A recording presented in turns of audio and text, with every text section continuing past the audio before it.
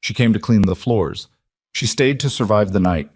Zuri Bennett, 25, invisible, underpaid, was mopping the 42nd floor of Apex Dominion Holdings when she saw something no living witness was ever supposed to see. Now, with a Russian bullet meant for her skull and a Korean Mafia boss standing between her and a body bag, she has exactly 3 seconds to make the only choice that matters. Stay until the end, because this story will stop your heart. Hit that like button, drop your city in the comments, and let me see how far this story has traveled. The mop bucket had a broken wheel. It had been broken for 11 days, dragging and squealing against the marble floor every time Zuri pushed it forward, and every time she'd filed a maintenance request, and every time that request had been quietly buried somewhere between the third-floor supply closet and nobody gives a damn. She'd learned not to file a third one. At Apex Dominion Holdings, the janitorial staff filed requests the same way they did everything else, quietly, hopefully, and without expectation. That was the rule of invisibility. You learned it the first week, or you didn't last until the second. Zuri Bennett had been invisible for 2 years and 4 months. She knew every floor, every vent, every camera blind spot, every executive bathroom that smelled like expensive cologne and moral vacancy. She knew which partners left the longest hours and which ones left the earliest, and she knew that the 42nd floor, the executive tier, the one with the smoked glass conference rooms and the panoramic views of Los Angeles at midnight, was always vacant by 11. Always. Until tonight, she heard them before she saw them. Voices. Low, guttural, spoken in a language she didn't recognize but whose tone she understood immediately because some tones don't require translation. The tone of men who've decided something. The tone of men who've already agreed on the ending. Zuri stopped pushing the bucket. The broken wheel stopped squealing. In the sudden quiet, the voices became clearer. And then she saw the sliver of light beneath the conference room door at the end of the hall. Conference Room A, the one reserved exclusively for the building's majority shareholders. The one that required a biometric keycard she would never in her life be issued. She should have turned around. She knew she should have turned around. She took 3 steps forward instead, because she was 25 and exhausted and had been making bad decisions since she was old enough to make decisions. And because some part of her brain, the part that had grown up in a cramped apartment in Southwest Atlanta, watching her mother work 2 jobs and still lose the apartment, had never fully accepted the instruction to stay in her lane. The door was not completely closed. It was open maybe 2 inches, maybe less. A sliver of amber light fell across the hallway floor, and through that sliver Zuri saw a man she recognized, Douglas Mercer. She'd cleaned his office 300 times. She knew the brand of scotch he kept in his bottom drawer, knew his daughter's name was scrawled in crayon on a drawing tacked above his desk, the only human thing in an otherwise sterile room. She knew Douglas Mercer the way all invisible people know the powerful, completely and without being known in return. Douglas Mercer was on his knees. There were 3 men standing over him, big men, pale, dressed in dark clothing without logos or insignia. One of them was speaking calmly, without particular emotion, the way you'd discuss the weather or the price of something. And Douglas Mercer was nodding, fast, desperate, the nodding of a man trying to purchase another 60 seconds of his life with compliance. It didn't work. Zuri pressed her back against the hallway wall and squeezed her eyes shut the instant before the sound came. Not a bang the way movies trained you to expect, but something thicker and more immediate. A sound that didn't echo so much as land, and then silence. Then the sound of something heavy settling against the floor. She didn't breathe. She counted heartbeats instead. 1, 2, 3. Footsteps inside the room. Not hurried. Efficient. A brief exchange of words she still couldn't understand. Then the door swung open fully, and the light fell across her. The man who stepped out first stopped when he saw her. He was broad-shouldered, close-cropped gray at his temples, and his eyes did something the moment they found hers, not surprise exactly, more like recalculation. A problem had appeared. He was already solving it. Zuri ran. She didn't decide to run. Her body decided for her, and she was sprinting down the hallway with the mop still in her hand before her mind caught up, and she could hear them behind her. 2 sets of footsteps, not running yet but moving with purpose, which was somehow worse. Running meant panic.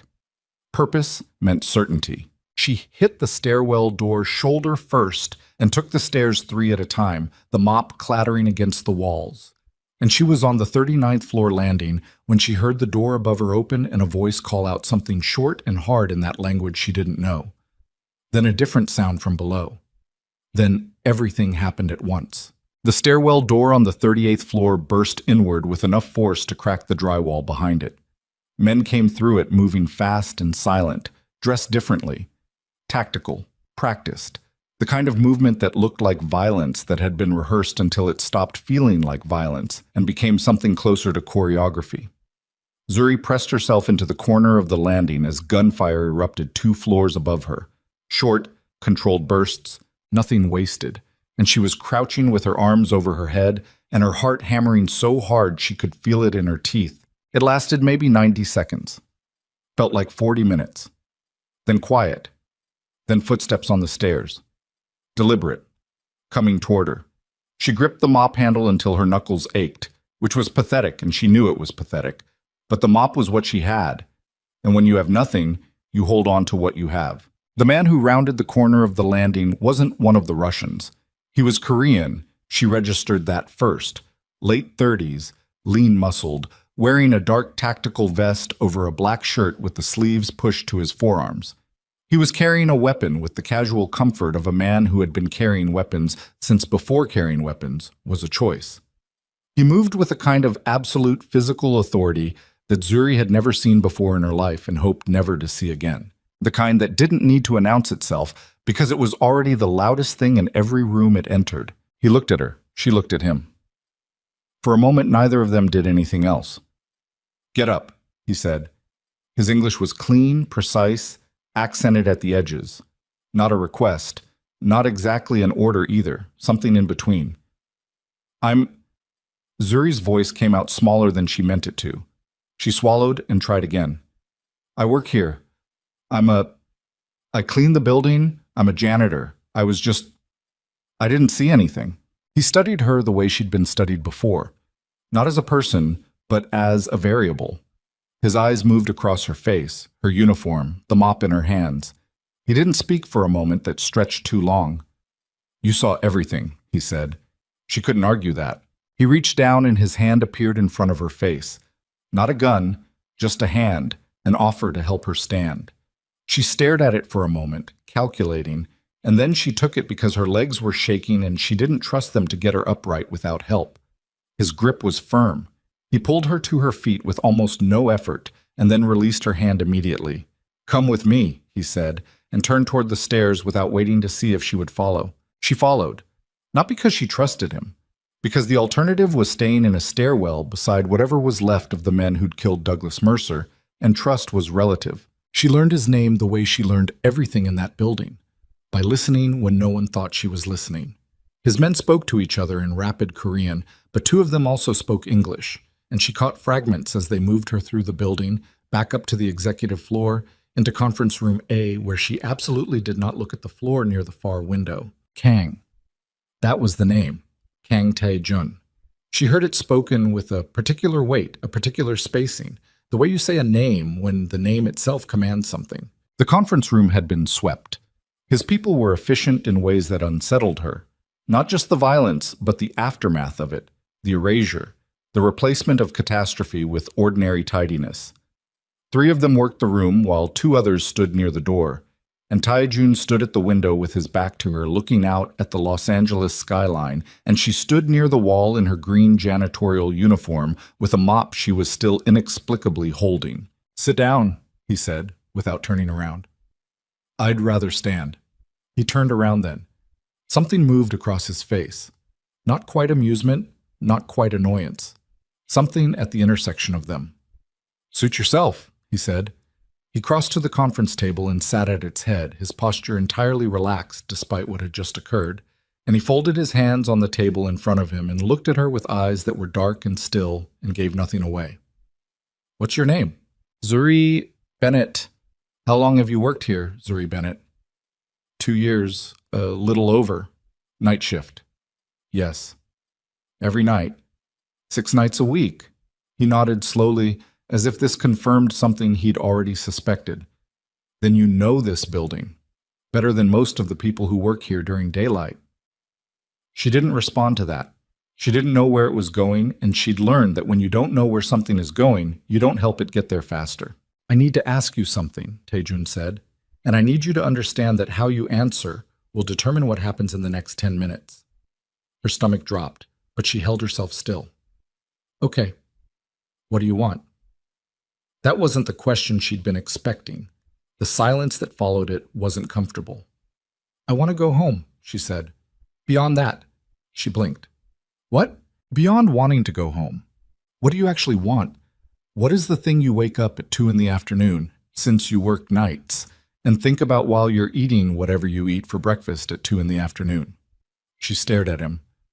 Why does that matter?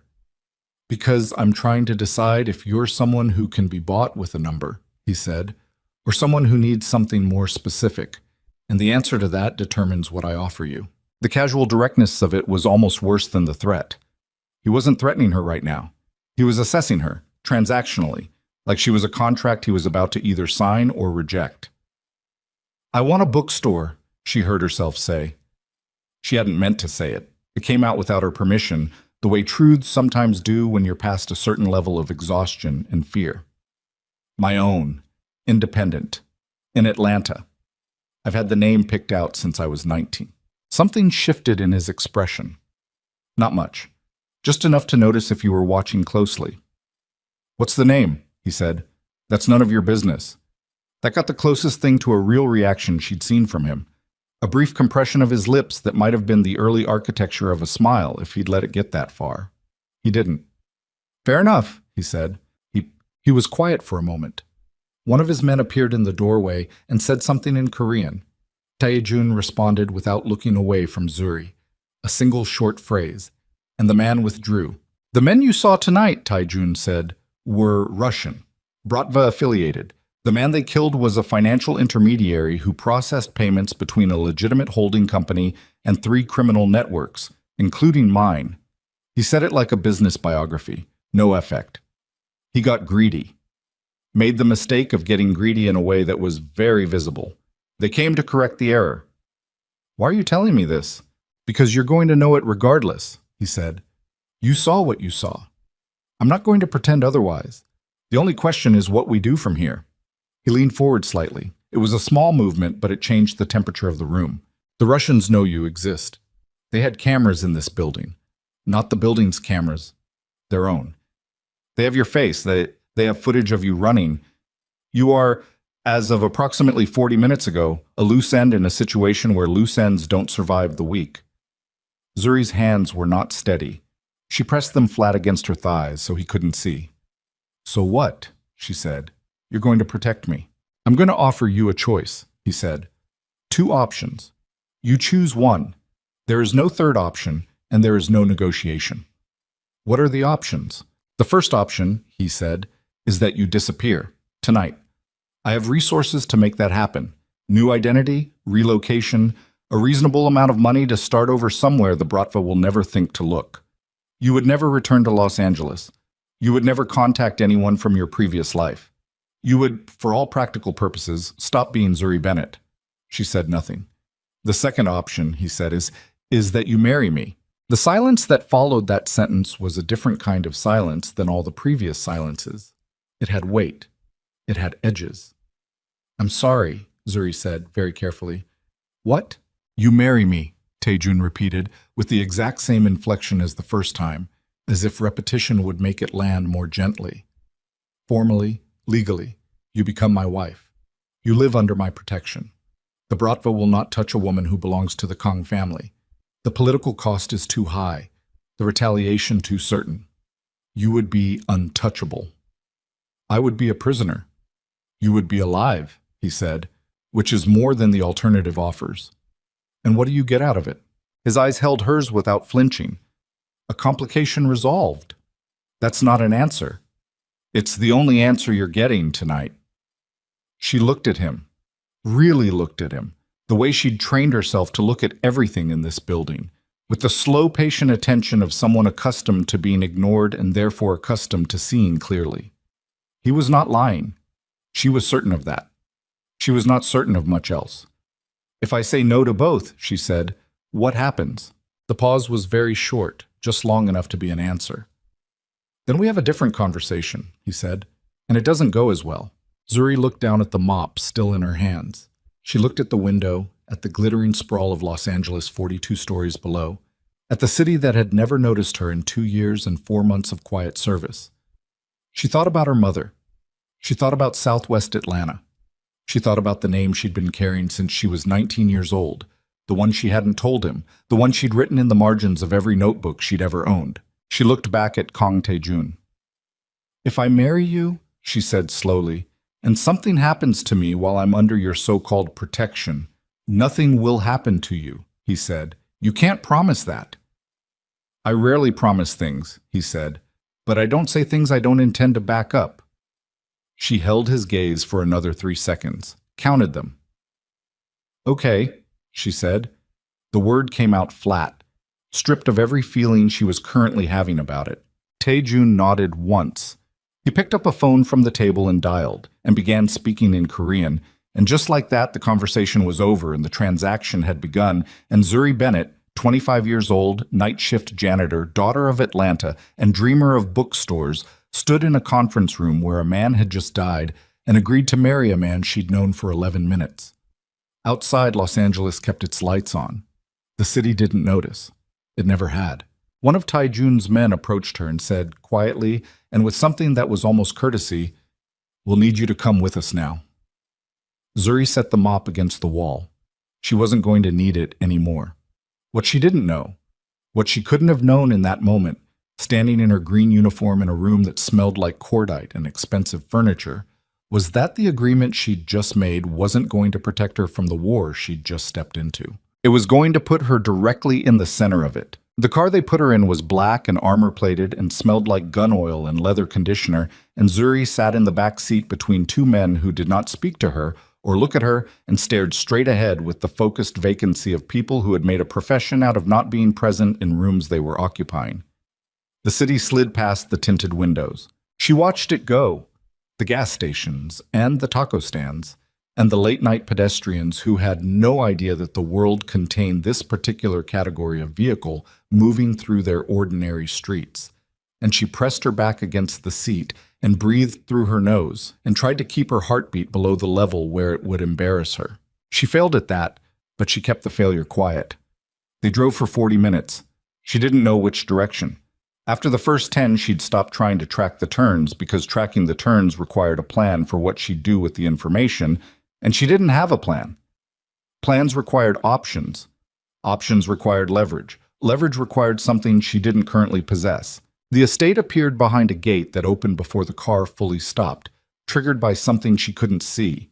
She had a brief impression of walls, high, pale stone, seamlessly maintained, and then they were through and the gate closed behind them and the car pulled into a motor court lit by ground-level lighting that illuminated the landscaping without drawing attention to itself. Restraint as a form of intimidation. She filed that observation away. Tae-jun's car had arrived first. He was already standing outside when her door opened, jacket off, speaking to a heavy-set man in his 50s whose posture radiated the specific tension of someone delivering news he'd have preferred not to deliver. Tae-jun listened without interrupting. He had the stillness of someone who'd learned a long time ago that reacting visibly cost more than it was worth. When he saw her get out of the car, he ended the conversation with 2 words, and the heavy-set man walked away without a backward glance. "Come inside," Tae-jun said to her. "Do I have a choice about that either?" she said. He looked at her steadily. "You can stand in the motor court if you prefer." She went inside. The interior of the house was the kind of beautiful that took money seriously. Not showy. Nothing announced itself. Clean lines, muted colors, art on the walls that was chosen by someone who understood art rather than someone who understood the price of art. Zuri noticed a small wooden carving on a side table near the entrance. A dog, roughly made, clearly old, that was the only object in the entryway that hadn't been selected for composition. Someone had loved it enough to keep it. She noticed these things because noticing things was the mechanism that had kept her functional for 25 years, and because focusing on details kept the larger fact from landing too fully. She was inside the home of a man who ran a criminal empire, and she had agreed to marry him, and she had no phone and no identification, and nobody in the world knew where she was. A woman appeared from a hallway, Korean, 50s, small-framed, but carrying herself with an authority that had nothing to do with size. She wore civilian clothes and looked at Zuri with an expression that was professionally neutral in a way that took effort. "This is Mrs. Cho," Tae-jun said. "She manages the household. She'll show you to your room." "My room," Zuri repeated. "You'll stay here tonight. Tomorrow we'll address the legal arrangements." "The legal arrangements," she said. "You mean the marriage?" "Yes." She looked at him. He looked back. Neither of them looked away first because neither of them was going to look away first. That was already established, she sensed, as a kind of permanent condition between them. "I need my things," she said. "My apartment." It's being handled," he said. I didn't ask you to handle it." "Someone needs to clear your apartment before the bratva gets there," he said, without particular emotion. "Which they will, within the next several hours. Your landlord will be told you've vacated. Your personal belongings will be brought here. Anything you want disposed of, tell Mrs. Cho."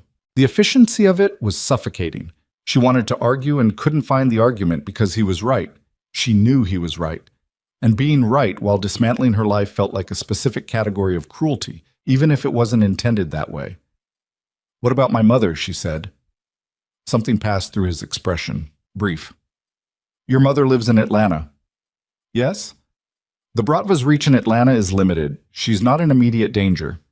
But you won't be able to contact her directly for a period of time, until the situation is stabilized. Communication can be arranged through secure channels. Messages, confirmation that she knows you're safe. Nothing that can be traced." Zuri stood very still. She was holding it together by a mechanism she couldn't have named, some combination of stubbornness and shock and the basic mammalian refusal to fall apart in front of a predator. "How long?" she said. "I don't know," he said.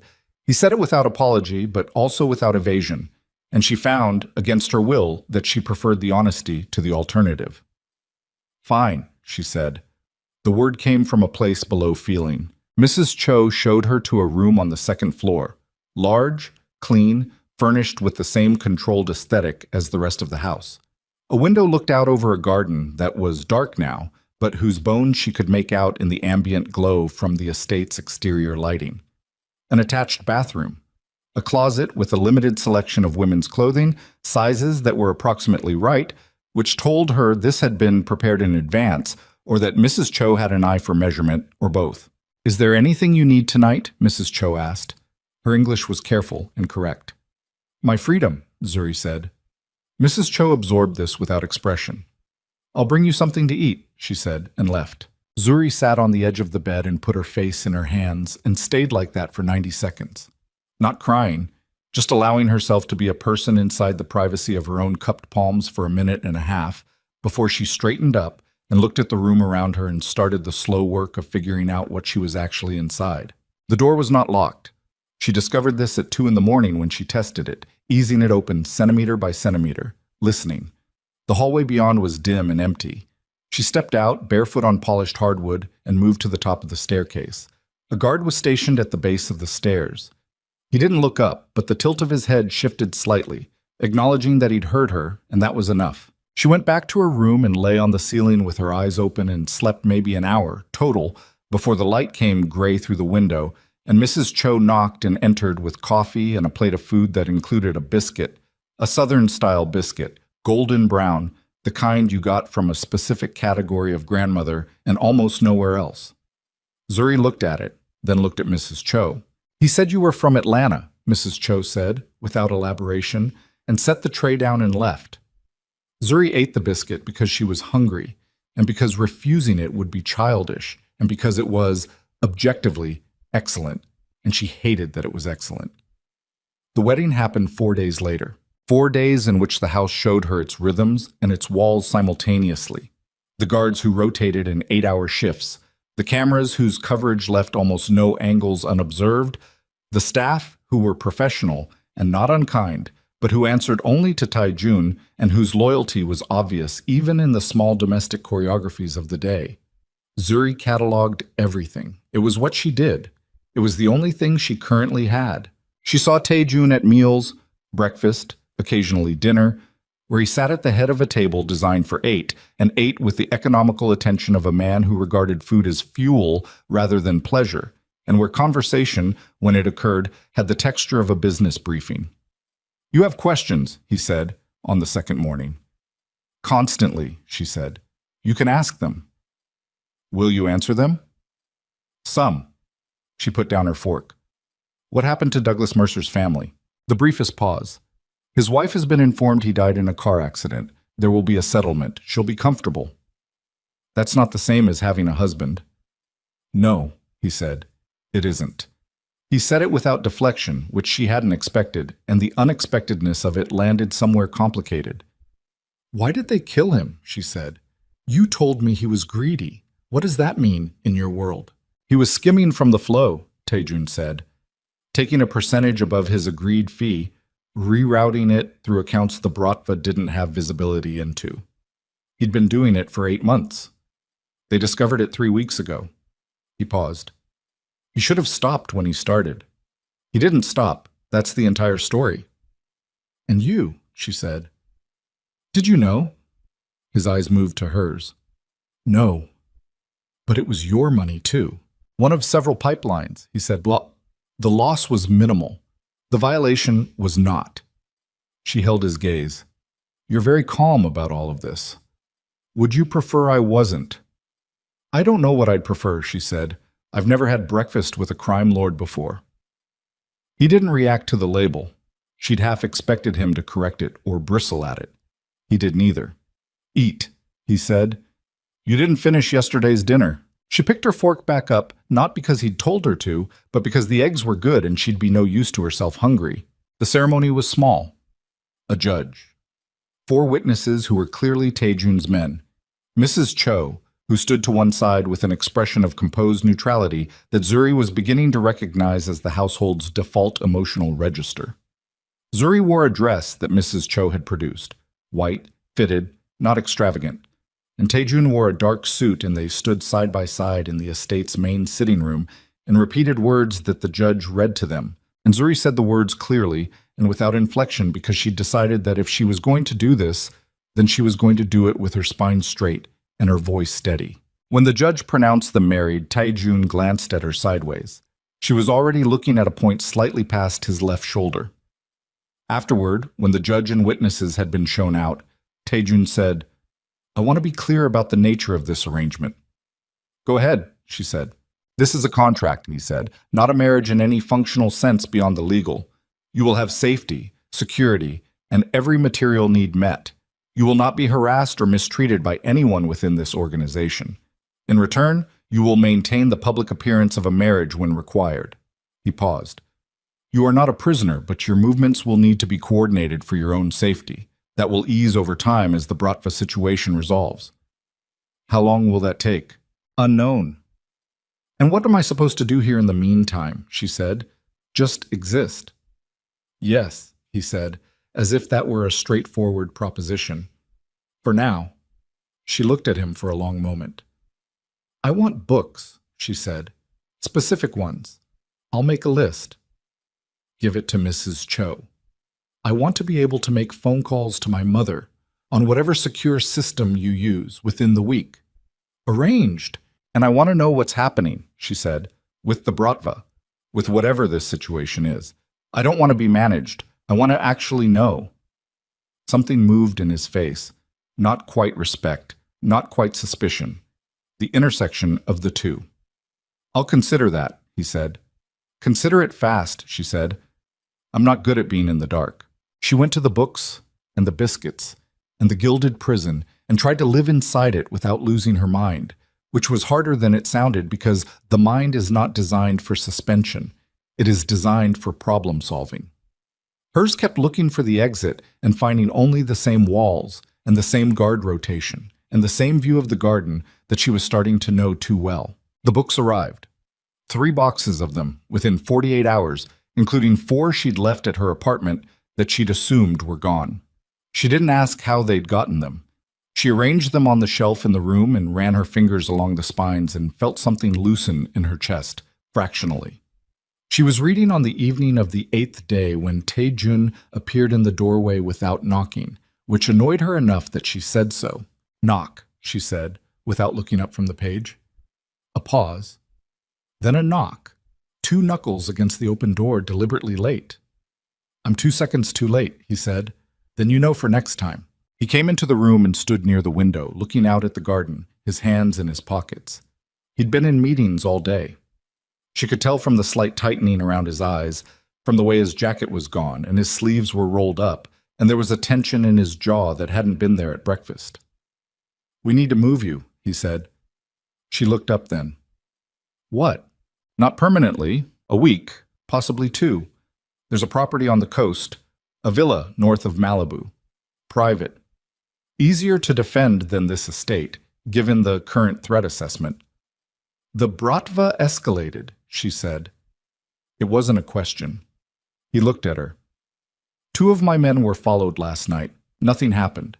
They identified the tail and neutralized the situation. But the pattern suggests they're re-establishing surveillance. They'll move when they think they have a clean window. And the villa? Fewer entry points, better sight lines. My best team on perimeter." She closed her book. "When?" "Tomorrow morning." "You're telling me this now." "I told you I'd consider keeping you informed," he said. "I considered it." She looked at him for a moment. "And the coast is just safer. You're not keeping me isolated to keep me manageable." The muscles in his jaw moved. "If I wanted to keep you manageable," he said, "I wouldn't have given you 3 boxes of books and secured calls with your mother and told you about the bratva surveillance pattern." That was true. She hated that it was true. "Fine," she said. "The coast." He nodded and turned to leave. At the doorway he stopped. "There's something else," he said, without turning around. "What?" "The villa is secure, but in a situation involving a coordinated assault, which is the threat we're actually planning against, security teams can be overwhelmed." He paused. "I want to teach you how to use a handgun. Basic operation, how to clear a jam, how to hold your position in an enclosed space." The room felt quieter than it had a moment ago. "You want to arm me," she said. "I want you to have options if I'm not in the room," he said. "Whether you use them is your decision." She studied the back of his head, the rigid line of his shoulders, the careful neutrality in his voice. "Why?" she said. "What do you actually get out of me being armed?" He turned around then. His eyes were direct and gave her nothing she could name and everything she could feel. "I don't leave people helpless," he said. "Not in my house." He left before she could answer. She sat with the book closed in her lap and the word house moving through her like a current. Not home, she noticed. House. And somehow that distinction made it more honest than anything he'd said since the conference room. And honesty, she was learning, was the thing that caught her off guard most reliably. They left at 6 in the morning. 2 vehicles, 4 guards plus Tae-jun, the coast highway opening gray and pale ahead of them as the marine layer sat low over the water. Zuri watched the ocean appear between the hills as they drove north and felt something release in her shoulders that she hadn't realized was clenched. She'd grown up without the ocean. It still did something to her that she couldn't fully articulate. The scale of it, the indifference of it, the way it kept moving regardless. The villa was built into a bluff, glass and pale stone designed to frame the view in every direction, which also meant that any threat coming from outside would be visible before it arrived, or so the design intended. Tae-jun showed her the sight lines without quite seeming to, pointing out the deck, the angles, the way the access road was the only vehicle approach, casually and without drama, the way you'd explain a house's features to a guest rather than a defensive position to a civilian. She was beginning to understand that with him, those were the same thing. The shooting lesson happened on the second afternoon. A section of the estate's lower grounds, away from the water, screened by a rise in the terrain. He produced a compact handgun and stood beside her and showed her its workings with the same methodical clarity he brought to everything. Field strip, reassemble, chamber check, safety. And then he stood behind her right shoulder and watched her grip and said nothing for a full minute and then adjusted her left hand a centimeter without asking permission. Just moved it into position the way you'd correct someone's pen grip. Breathe out when you fire, he said. Not in. Out. She fired. The shot went left. Anticipating the recoil, he said, Don't. Trust the grip. She fired again, closer. They did this for an hour. He spoke rarely, and when he spoke, he was precise and unsentimental about it, and she found, against her will and without particular enthusiasm about the fact, that she was a faster learner than he'd anticipated, because she could see the surprise briefly in his face the third time she put a shot exactly where she'd aimed it. Again, he said. She fired. Again. She fired. Stop anticipating where the target is and aim at where it actually is, he said. You're correcting for something that hasn't happened. That's not a shooting lesson, she said, lowering the gun. That sounds like a life lesson. He was quiet for a moment. Does it? It sounds like something someone says to someone who flinches before the hit, she said. I learned that a long time ago. I'm not sure a gun is going to fix it. The silence between them had texture in it, more texture than she'd intended to put there. Keep it with you, he said, at the villa, on the nightstand. Every night? Every night. She looked down at the gun in her hands. And if someone comes, then you use it, he said. And you don't hesitate.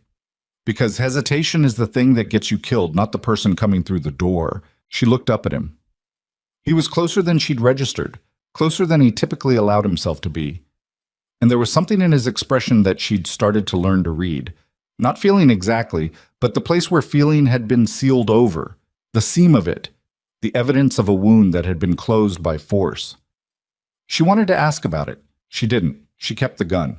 That night, she set it on the nightstand and lay awake listening to the ocean below the bluff and let herself believe for exactly the length of time it took the marine layer to drift inland across the property and blur the porch lights to soft halos, that this was manageable, that she was managing it. What she couldn't see from the nightstand through the glass in the dark was the water. What she couldn't see was the 3 Bratva reconnaissance boats sitting a quarter-mile offshore with their running lights off, counting windows, mapping positions, waiting for the weather to turn. The storm came in fast from the northwest, and by midnight the first drops were hitting the glass, and by 1 a.m. the thunder was moving the windows in their frames, and by 1:47 the first bullet took out the exterior camera on the south deck, and by 1:48 every alarm in the villa was screaming, and Tae-jun's voice was in the hallway, outside her door, saying her name. Saying it once, just the one syllable, flat and hard. And she was already reaching for the nightstand before the door came open. The gun was in her hand before she was fully upright. That fact registered somewhere behind her sternum as a separate piece of information. Not pride, not fear, just a notation. 8 days ago, she had never held a firearm. Now her fingers found the grip in the dark with the automatic confidence of something rehearsed until it became reflex, and she was standing beside the nightstand with her feet on the cold floor and the gun up before her brain had finished waking. Tae-jun came through the door low and fast. He was already dressed. Tactical vest, dark clothing, which meant he hadn't been sleeping or had been sleeping the way soldiers sleep, one layer above it, close enough to the surface to come up instantly. He swept the room with his eyes in a single practiced movement, confirmed she was standing, and said 2 words, "Stay close." "How many?" she said. He was already at the window, angled to one side of it, not directly in front of it. "Unknown. South perimeter's gone. East camera went 30 seconds after." "That's a coordinated approach." He looked at her briefly, not surprised exactly, but something adjacent to it. "Yes," he said. "Come." She followed him into the hallway. The alarm had stopped, not resolved, cut, which was worse, which meant someone had reached the system panel or disabled it from outside. The villa had dropped into a silence that was somehow louder than the alarm had been, broken only by the storm hammering the roof and the windows, and the sound of the ocean below doing what oceans do when weather arrives, asserting itself without apology. 2 of Tae-jun's men were already in the hallway, moving with the low-bodied efficiency of people who'd done room clearing in worse conditions than this. One of them, Park, she'd learned his name in the first 2 days because she learned everyone's name, pressed something into Tae-jun's hand and spoke rapidly in Korean. Tae-jun listened without interrupting, then translated for her in a compressed version. 6, possibly 8, coming up from the beach access. 2 more on the road. They came in on water. The boats, she said. He looked at her sharply. I saw lights offshore 2 nights ago, she said. I thought they were fishing boats. His jaw tightened. Not at her. She could read the difference now. At himself. At the intelligence gap. At the fact that she'd seen something his surveillance hadn't caught or hadn't elevated. Why didn't you tell me? He said. Because I didn't know it mattered, she said. I do now. There was no time for what came after that. The south-facing window at the end of the hallway disintegrated inward as something hit the exterior wall below it. Not a bullet. The sound was different. Something structural, something designed to breach. And then the shooting started in earnest, coming from the lower level, and the 2 guards moved to the stairhead, and Taejun put his hand on Zuri's arm and moved her in the opposite direction. Secondary exit, he said. North side. There's a vehicle. The explosion wasn't large, but it didn't need to be. It came from the lower level, the controlled kind that's designed to open a door rather than destroy a building, and the concussive pressure moved up through the floor into the soles of Zuri's feet, and she felt it in her back teeth. The lights went out. Emergency lighting kicked in a second later, red-tinged and directional, painting the hallway in colors that made everything look like the inside of a wound. Taejun kept moving. She kept pace with him because the alternative was standing still. And standing still was the thing that got you killed. He'd told her that, and she'd filed it, and the filing was paying off in ways she hadn't expected. They reached the north stairwell. He went first, weapon up, and she followed with hers up as well, her grip correct, her breathing managed, exhaling slowly on the movement the way he'd taught her. And she was aware that she was afraid, but the fear was below the operational layer, packaged and set aside for later, the way she'd always packaged things that couldn't be dealt with in the moment they arrived. The north exit opened onto a service path that ran along the cliff edge, protected from the wind by a low stone retaining wall. The storm hit them immediately. Cold, horizontal rain, the kind that negates visibility beyond 20 feet and turns any surface into a skid risk. 2 of Taejun's men were already at the vehicle, a dark SUV tucked against the cliffside structure. One of them was on the ground, not resting. Down. Taejun said something sharp in Korean, and Park answered from the vehicle's opposite side. And Zuri processed the geometry of the situation. The guard down, the vehicle's position, the angle of approach from the road, and the time it took her to reach the retaining wall and press her back against it. Driver's gone, she said. Park can drive, Taejun said. They'll have the road covered. You said 2 on the road. He was already scanning the cliff path. Rain in his eyes, not wiping it, processing. There's a maintenance path, she said. He looked at her. I walked the property 3 days ago when you were in the phone calls all afternoon. The maintenance path goes north along the cliff for about half a kilometer, then cuts inland to the secondary gate. You walked the whole perimeter, he said. I had nothing else to do. He stared at her for a fraction of a second that contained something she didn't have the vocabulary for yet, and then he was moving, gesturing to Park, and they were going north along the cliff path with the ocean invisible below them in the dark, and the rain erasing everything more than 2 car lengths ahead. They were 40 meters down the path when the shooting behind them intensified. Zuri didn't look back. Looking back was a luxury for people who weren't walking along a cliff edge in zero visibility conditions with armed men somewhere in the dark around them, and she was not currently that kind of person. What she was beginning to understand, was the kind of person who didn't look back. The maintenance path cut inland exactly where she remembered it, a gap in the retaining wall, a gravel track, invisible from the main grounds because the landscaping had been designed to conceal it. They took it. 20 minutes of hard movement through scrub and rain and the kind of dark that's only available outside cities, and then the secondary gate. And then Park had the SUV through it and onto a back road that connected, eventually, to the coast highway. She sat in the back seat. The gun was still in her hand. She put it in her lap deliberately and looked at her hands, steady, which surprised her, and then looked at the window and the dark blurring past it. Taejun was in the front passenger seat. He had a phone to his ear. He was speaking in Korean and his voice was controlled, but the control was costing something. She could hear it in the intervals between words, the compressed pause of a man managing information that was worse than what he'd had 30 seconds ago. He ended the call. The silence lasted long enough that Park glanced at him in the rear view. The estate, Taejun said. Stopped. Started again. They hit the estate simultaneously. Zuri went still. The same time as the villa, he said. Coordinated. Multi-site. Your people, she said. Casualties. His voice was flat in the specific way that flatness is a structural choice rather than an absence of feeling. Several confirmed, still accounting for the rest. She looked at the back of his head, at the set of his shoulders, the rigid architecture of a person holding themselves in one piece by decision rather than by ease. How did they know? She said. The villa location was supposed to be secure, he said. Yes.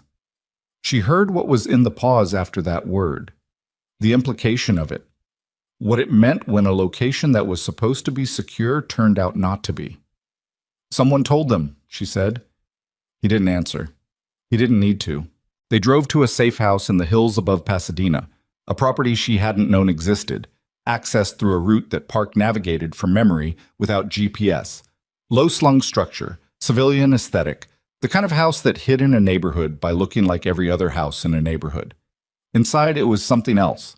Communication equipment, weapons cache behind a panel in the second bedroom, enough food and medical supplies for a sustained period. Taejun's second underboss, a man named Ro, was already there when they arrived.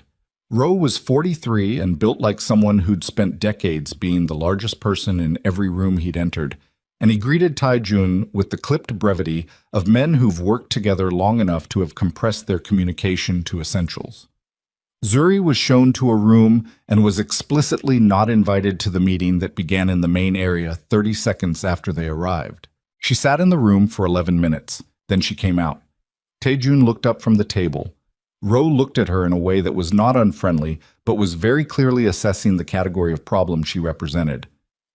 I need to be in this conversation, she said. You don't, Taejun said. I saw the boats, she said. I walked the perimeter.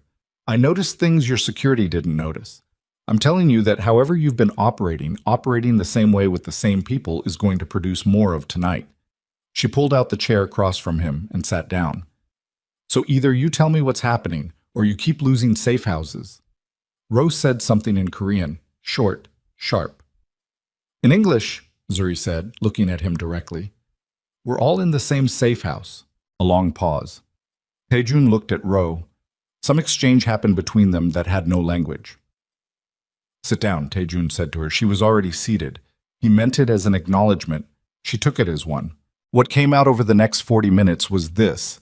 The Bratva coordination was too precise. Not just tonight, the pattern going back 3 months. Intercepts that shouldn't have been possible. Movements that had been tracked that shouldn't have been trackable.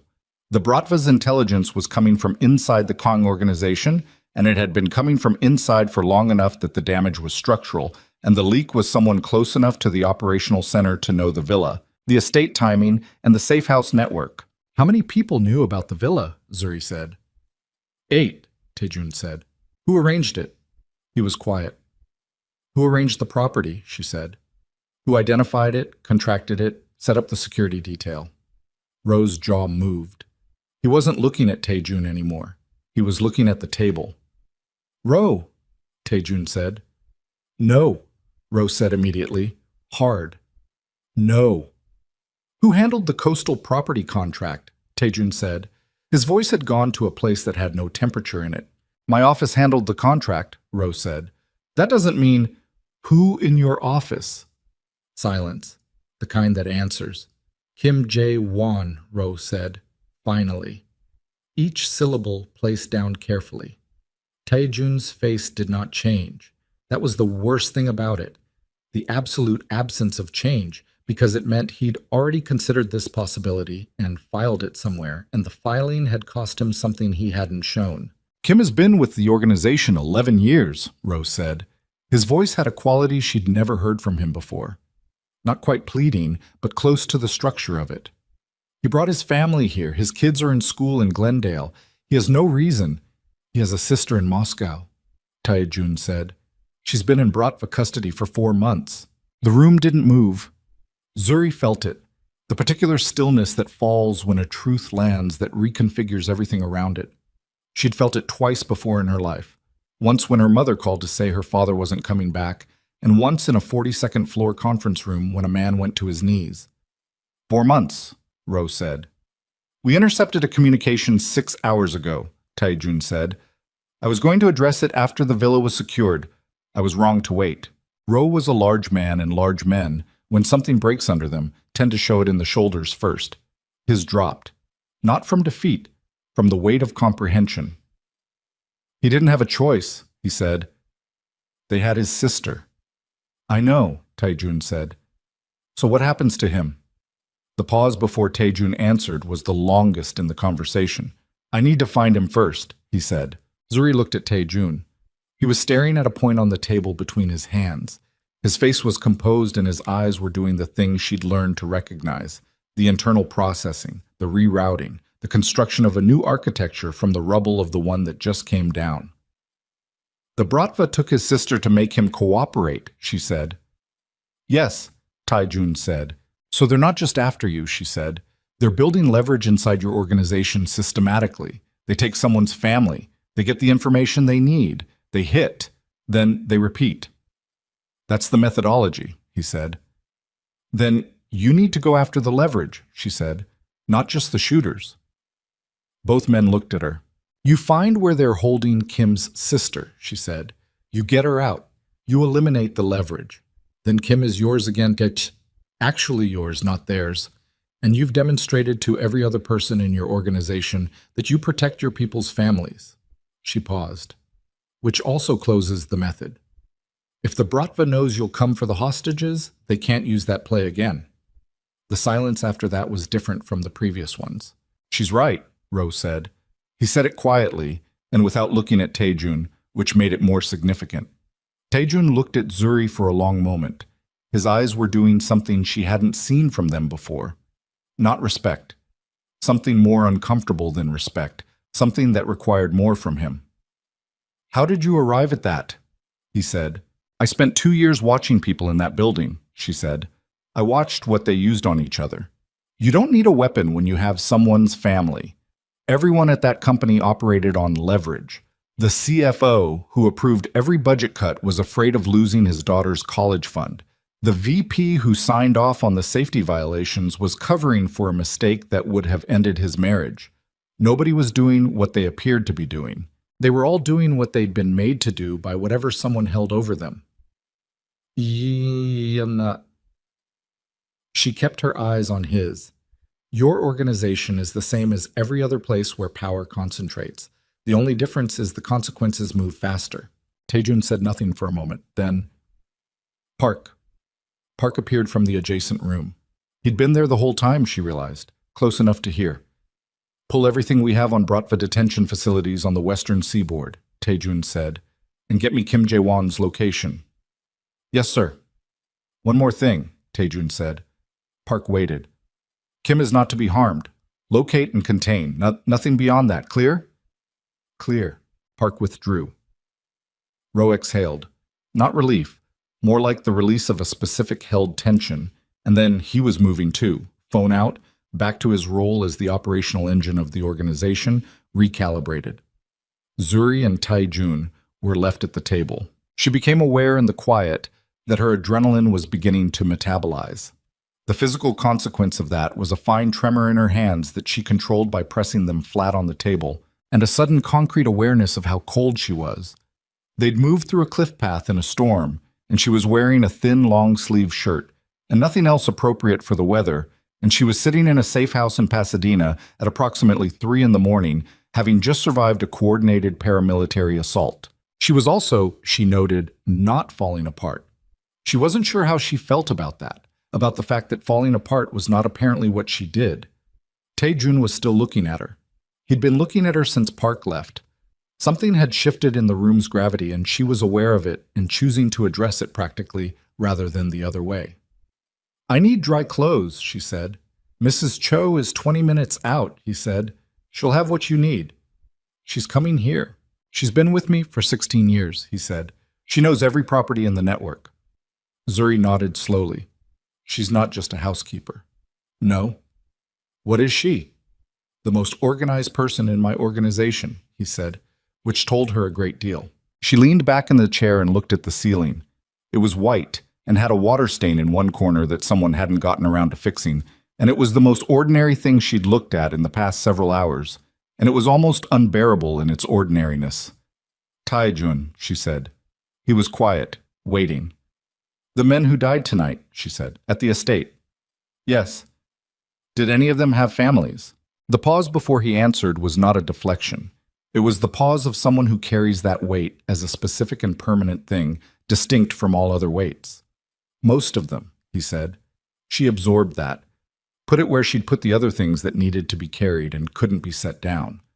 Then we need to win this, she said, not just survive it. He looked at her, and this time what crossed his face was not the partial reaction she'd been parsing for days. It was complete, just for a moment, just long enough to register. Something that had been behind the controlled surface of him looked directly out at her, and it was not what she'd expected to find there. It was not calculation or threat assessment or the cold executive function of a man accustomed to managing violence. It was grief.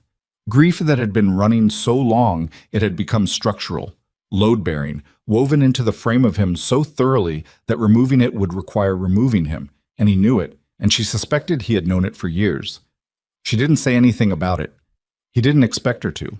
But the acknowledgement of it passed between them without language, and neither of them pretended it hadn't. When Mrs. Cho arrived 20 minutes later with 2 bags of clothing and a container of food, and the same composed efficiency she brought to everything, Zuri changed into dry clothes in the bathroom and stared at herself in the mirror for 30 seconds. The woman looking back at her had walked a cliff path in a storm with a gun she knew how to use, had survived a paramilitary assault, had identified the organizational vulnerability in an international criminal operation in under 40 minutes, had not cried, had not frozen, had done what needed doing with the materials that were available.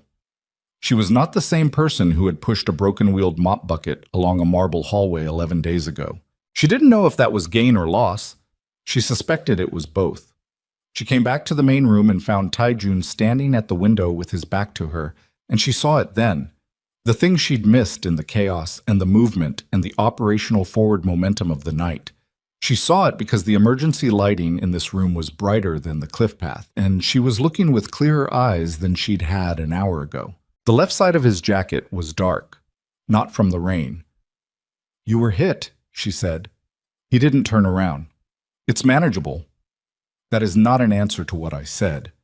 He turned around then. His face was controlled, but the pallor under his skin was not. She'd spent 2 years watching people under fluorescent lighting, and she knew the particular gray that human skin went when it was rationing its resources. "When?" she said. "On the path," he said. "I didn't want to slow the movement." "How bad?" "Manageable," he said again. "Take off the jacket," she said. A pause. Then he did. The shirt beneath was dark with blood from just below his left shoulder.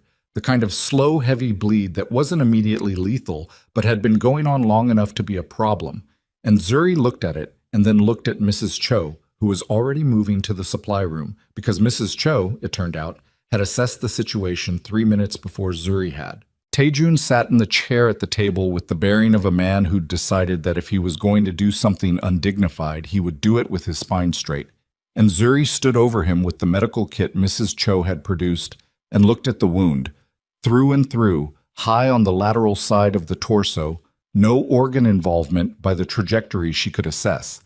And then she looked at Taejun's face. He was watching her. His eyes were direct and not asking for anything. "I've never done this before," she said. "I know," he said. "I might hurt you." "You will definitely hurt me," he said. "Do it anyway." She did.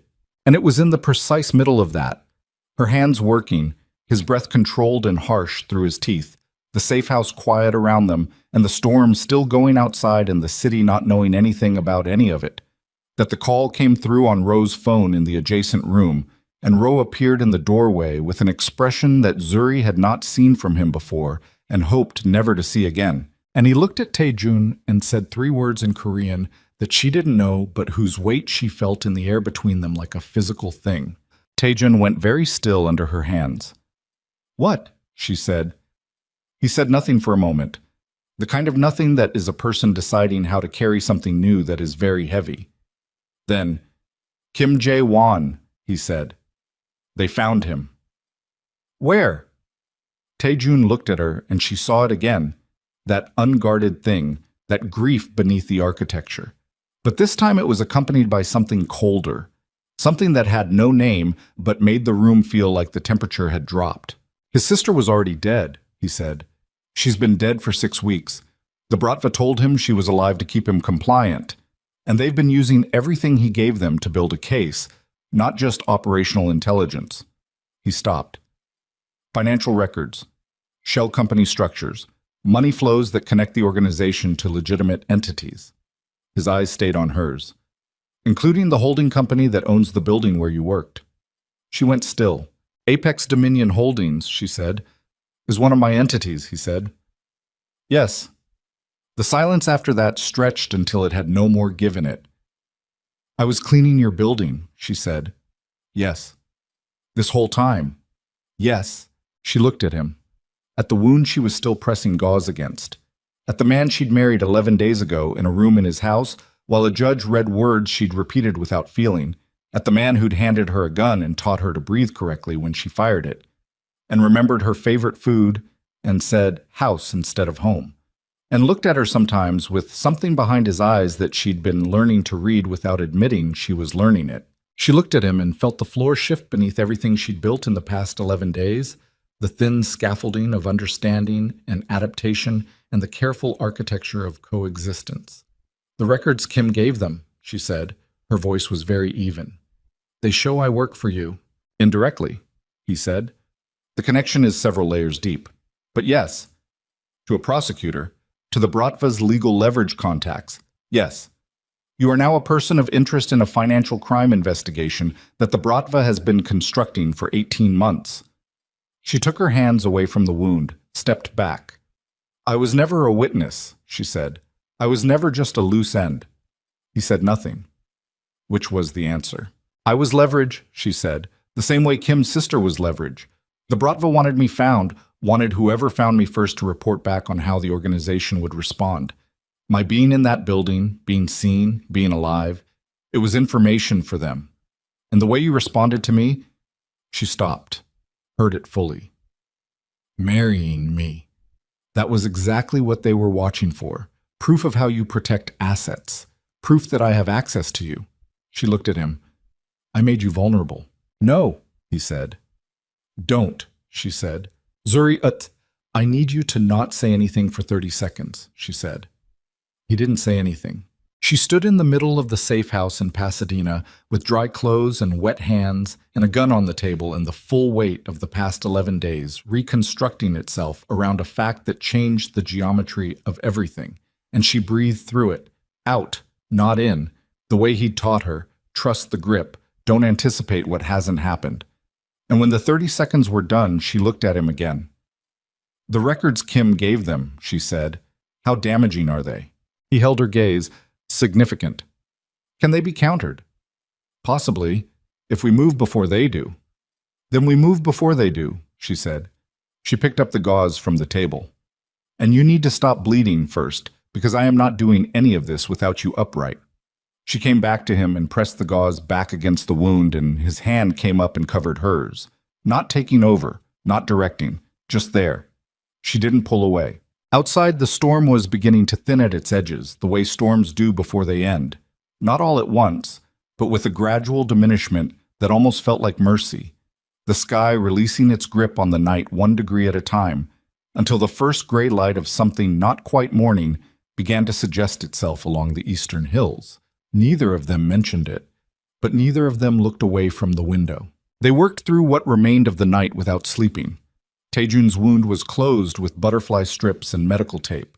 Not ideal, Mrs. Cho said, with the clipped authority of someone who'd expressed medical opinions in worse circumstances than this. And he was upright and functional within the hour, which Zuri filed under the category of things she'd process later. The expanding archive of things about him that contradicted what she'd assumed people were capable of. Roe had 4 men at the safe house by 5 in the morning. By 6, the table in the main room was covered in documents, physical and digital, pulled from a secured server row accessed through a process that involved 3 passwords and a hardware key. And Zuri sat at the edge of the table and read everything she was given and asked questions when she didn't understand the structure of something and nobody told her to stop asking. That was new. She noticed it without commenting on it. The financial architecture that Kim Jae-won had handed the Bratva was sophisticated and damaging. 18 months of records, shell company flows, property transactions, accounts connected through several layers of legitimate holding entities back to Kang operations. The Bratva's legal contacts had been building a case designed not to prosecute, but to leverage. A package of evidence sufficient to destroy the organization's legitimate business holdings, freeze assets, and create the kind of regulatory exposure that would force either a dismantling or a capitulation. They weren't planning to hand it to a prosecutor. They were planning to hand it to Tae-jun directly, as a threat. Give us what we want, or we release this to 3 separate federal agencies simultaneously. What do they want? Zuri said. Tae-jun looked at her across the table. His face was controlled, and the controlled quality of it was working harder than usual. The Los Angeles distribution network, shipping routes, port access. If they get that, they consolidate the entire western seaboard, he said. Yes. And the evidence package, is it? She chose the word carefully. Accurate. Substantially, he said. No deflection, no softening. She looked at the documents in front of her, then back at him. Then you can't fight it legally. No. So you destroy the package before they deploy it. That's one option. What's the other? We find Vasily Orlov, he said. He's the Bratva's Western Operations Director. He built the case. He controls the deployment. Without him, the package loses its operational handler. The people holding the evidence don't know what to do with it or when. It fragments. So you need Orlov. I need Orlov to make a choice, he said. Under the right conditions. Zuri looked at him steadily.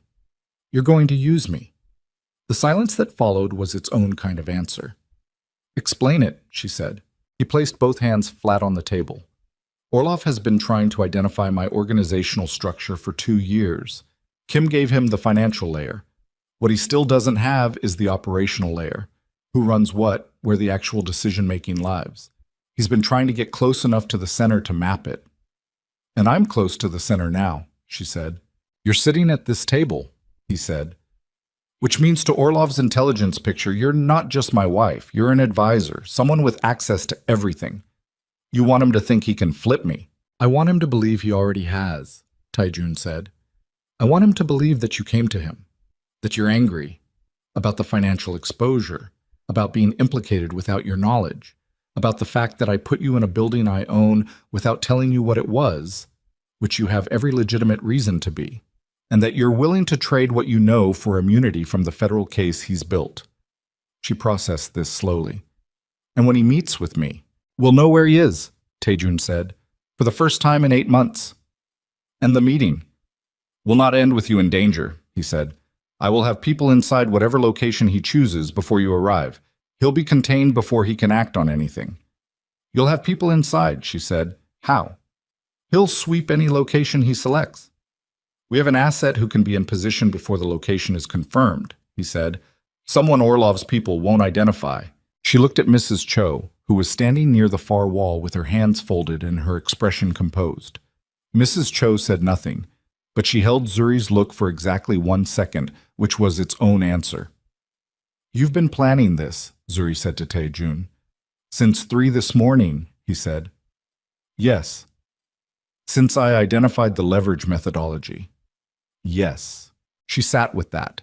Sat with the fact that her observation at this table 6 hours ago had become the operational architecture for the next phase of a war she'd stepped into by accident, and that the man across from her had taken her thinking seriously enough to build on it rather than around it.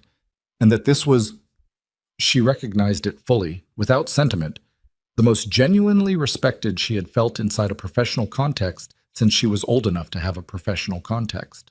That was a problem she'd also process later. What do I tell him? She said. Orlov, specifically.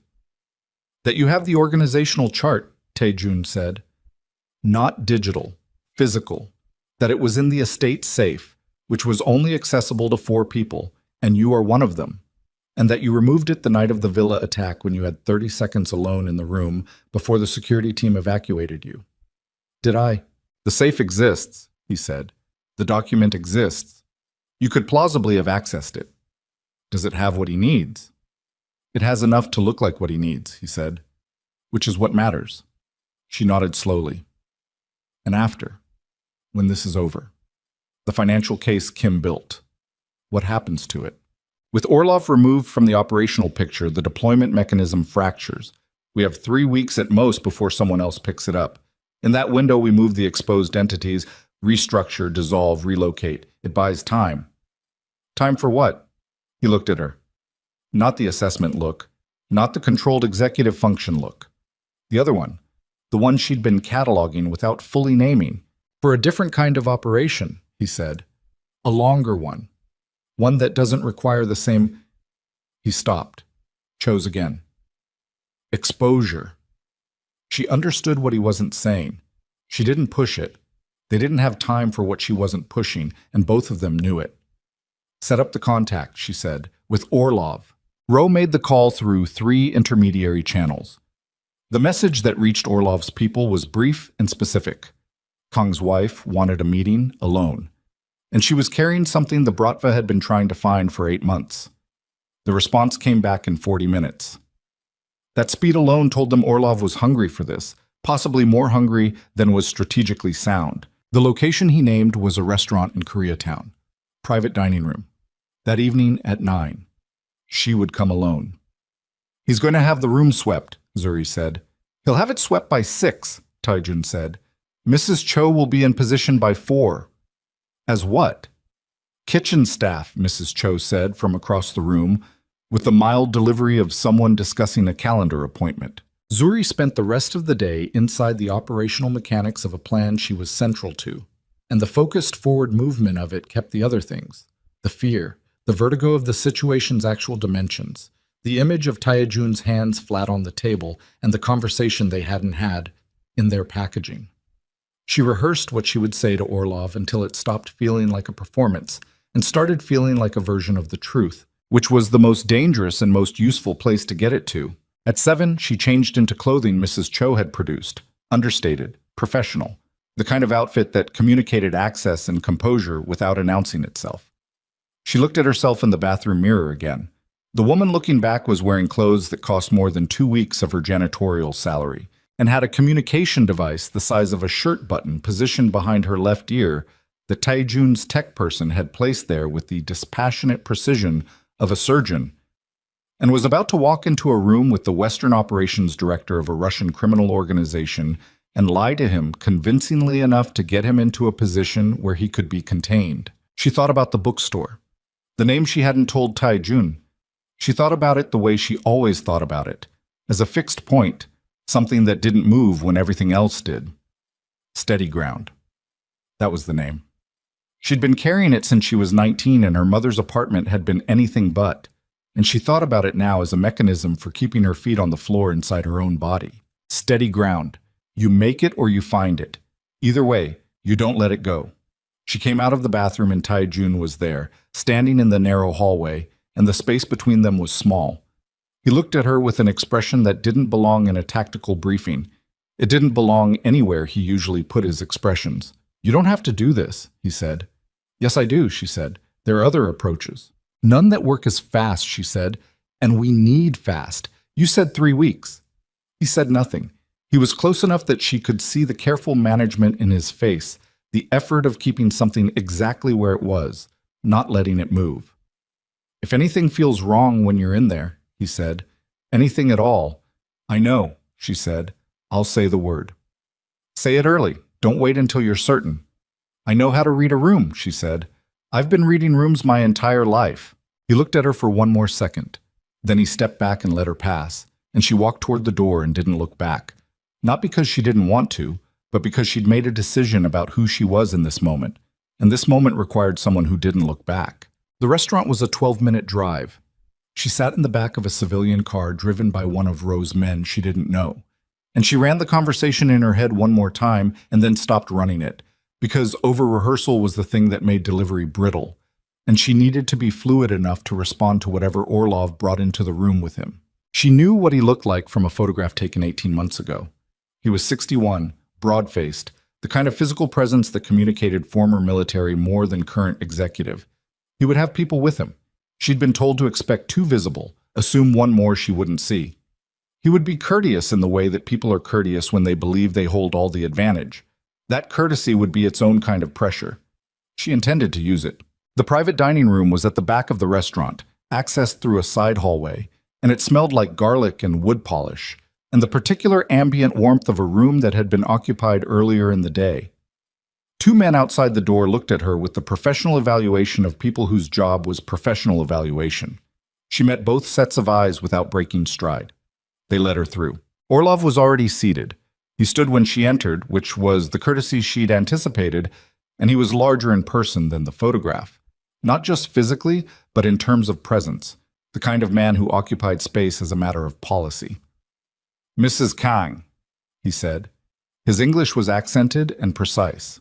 "Mr. Orlov," she said, and sat down across from him without waiting to be invited, "because you sit when you're ready, not when you're permitted." And that distinction was the first thing she needed to establish. He looked at her for a moment with eyes that were doing what Tae-jun's eyes sometimes did, running calculations without showing the math. "You came alone," he said. "That was the arrangement," she said. "It was brave. It was practical," she said. "I don't have a lot of time. Neither do you." He settled back slightly. The adjustment of a man who'd expected to pace this conversation and found that the pace had already been set without him. "Tell me what you have, he said. She reached into the structured leather bag Mrs. Cho had provided and removed a manila envelope and set it on the table between them and left her hand resting near it without sliding it toward him. "First, I need to understand what I'm getting," she said. "Immunity from the federal filing," he said. "Full insulation. You walk away from the Kang organization's legal exposure with nothing attached to you." "And my mother," she said, "in Atlanta." "Untouched," he said. "Now and going forward." "In writing," she said. He smiled. It didn't reach his eyes. "This isn't that kind of arrangement." "Then it isn't any kind of arrangement," she said. She pulled the envelope slightly back toward herself. 1 centimeter. The smile thinned. "You're in a difficult position to be negotiating from." "I'm in the only position I have," she said, "which means I've got nothing to lose by walking out of here with this envelope and finding someone else who wants it. The FBI would find it interesting. So would the DEA." She paused. "So would the 3 Bratva families on the East Coast who've been waiting for Vasily Orlov to overextend himself in the West." The room temperature changed, not dramatically, just enough. "You've been talking to the East Coast families," he said. She had not been talking to the East Coast families. She had no idea who the East Coast families were beyond a reference Roe had made at 3 a.m. She let the silence after Orlov's question do the work that confirmation would have done, which was the same work with less risk. "The document," he said. She slid the envelope across the table. He picked it up without urgency, which was performance, and opened it, which was need, and she watched his eyes move across the first page and saw the micro-change in his expression, the slight widening, the recalculation, and knew that whatever was in that envelope was doing what Tae-jun had said it would do, looking like everything Orlov wanted, looking like the map to the center of an empire. He turned to the second page, then the third. From behind his left shoulder, from the direction of the kitchen pass-through, there was the sound of something glass being set down on a surface. An ordinary sound. Completely ordinary. Except it was the sound Mrs. Cho made when she needed to communicate that she was in position. Zuri set her hands flat on the table and breathed out. Orlov looked up from the document. His eyes had the quality of a man who had decided the next 10 minutes would be very productive. "This is comprehensive," he said. "I know what it is," she said. "You understand that once you give this to me, there's no—" "I understand what I'm doing," she said. "I've understood it since I decided to come here." He studied her. "You're not afraid." "I'm terrified," she said, "but I've learned that fear and function aren't the same thing." He seemed to find this genuinely interesting. "Kang's wife," he said, more to himself than to her. He always did have a talent for finding people who surprised him. She said nothing. She was watching his right hand, which had moved slightly off the table, slightly toward his jacket, a movement that was casual and carried weight. The kitchen door opened, not the pass-through. The full door swinging inward, and Mrs. Cho came through it with a tray, and behind Mrs. Cho came two men who were not waitstaff, moving with the specific speed of people for whom speed in enclosed spaces was a practiced discipline. And the two guards outside the room were no longer visible through the door because they were no longer standing, and Orlov's hand reached his jacket and found nothing there because in the preceding 40 seconds, while he'd been reading the document, someone had been beside him and the weapon was not where he had left it. Orlov's face went through several things very quickly. Surprise first, then the rapid reassessment of someone who had been in situations that turned against him before and had survived them by processing fast. He looked at Zuri. She met his eyes and did not look away, and did not speak, because everything that needed to be said had been said, and what came next was not her domain. Taejun came through the main door. He moved without urgency, which was the most unsettling version of him in a room. The still version, the purposeful version, the version that didn't need speed because speed had already done its work.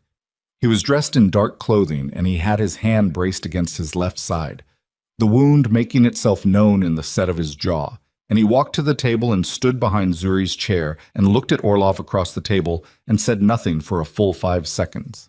"Vasily," he said, finally. Orlov looked at him with the eyes of a man cataloging options and finding them reduced. "The evidence package," Taejun said. "Tell me where it's stored. All copies. Every handler." "And if I don't?" Taejun's hand came to rest on the back of Zuri's chair, not on her shoulder, on the chair. The distinction was careful.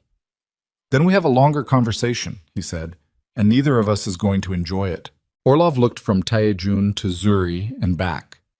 She could see him running the calculation, how much she had known, how much had been staged, where the seams were in the operation that had just dismantled his. She kept her face still and let him find no seams, because there were none she intended to show him. "You used your wife," he said to Taejun. It wasn't an accusation. It was a professional observation with something close to admiration underneath it. "My wife used herself," Taejun said. "I provided support." Orlov was quiet for a moment, the kind of quiet that precedes a decision. "There are 3 copies," he said. "I'll tell you where they are." "You'll take us to them," Taejun said. "That's non-negotiable," Taejun said. "You walk us through each one personally.